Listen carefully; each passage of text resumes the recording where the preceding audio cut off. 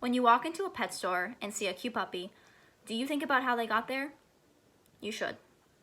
The definition of a puppy mill is an establishment that breeds puppies for sale, typically on an intensive basis and conditions regarded as inhumane.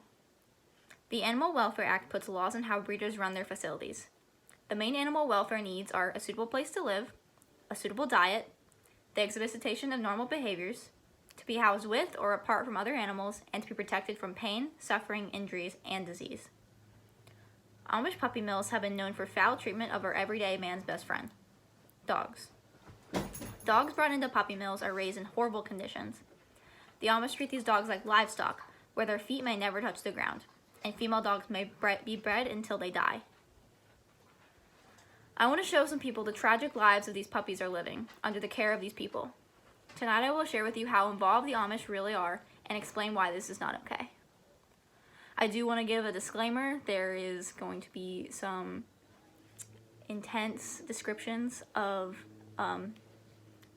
dogs being abused, so just want to give that disclaimer. Shockingly, puppy factories are a huge problem in the Amish community. Some may ask how puppy mills are illegal.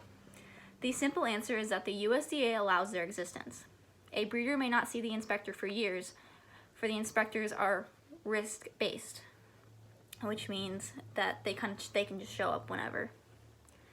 Many of the rules and regulations are very lax because the Animal Welfare Act lacks rules and regulations protecting emotional well-being, only vaguely covering health issues. If a dog is able to produce puppies for 10 years, that is how long they could be in the facility.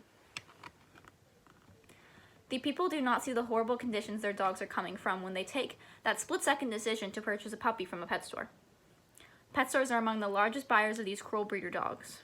Many people do not know where their puppy is coming from when they get them from pet stores. Breeders who sell puppies to pet stores must hold a USDA dealer's license, and many states also require breeders to obtain a license to have a dog breeding kennel. So the statistic is that 99% of puppies in pet stores are from puppy mills. People need to start understanding that buying dogs from these pet stores only promote the terrible things that are happening to these poor dogs. There are many red flags to look for when shopping for a dog. If they ship puppies to you, if they offer to meet you off-site, or if they won't allow you to see their property. The importance of adoption rather than purchasing a dog from pet shops or online websites have never been greater. Websites such as Craigslist may be a poor choice when looking into purchasing a dog. It is very easy a way for people to get rid of puppies and keep people off their property at the same time. There is so much going on at puppy mills that people do not realize. Amish communities are looked upon as these innocent communities that would never do wrong, but people do not know what's going on behind these closed doors. It's not a coincidence that the main locations of Amish happen to be the main locations of the most prolific puppy mills. Over 98% of Ohio's puppy mills are run by the Amish. 98% of Indiana's puppy mills are run by the Amish. These dogs are treated like livestock. Many of these farmers consist of lines upon lines of wire cages that are stacked on top of each other that are filled with dogs. The mothers in these mills are bred until they cannot produce anymore. The Amish breeder can have up to 10 to 10,000 dogs stacked in cages in a barn or to be removed to be bred. The torture of these house pets for their own wealth They torture these house pets for their own wealth, not to worry about the health and comfort of the dogs. The puppies have too many problems and cannot be sold. Many of them will be euthanized or shot.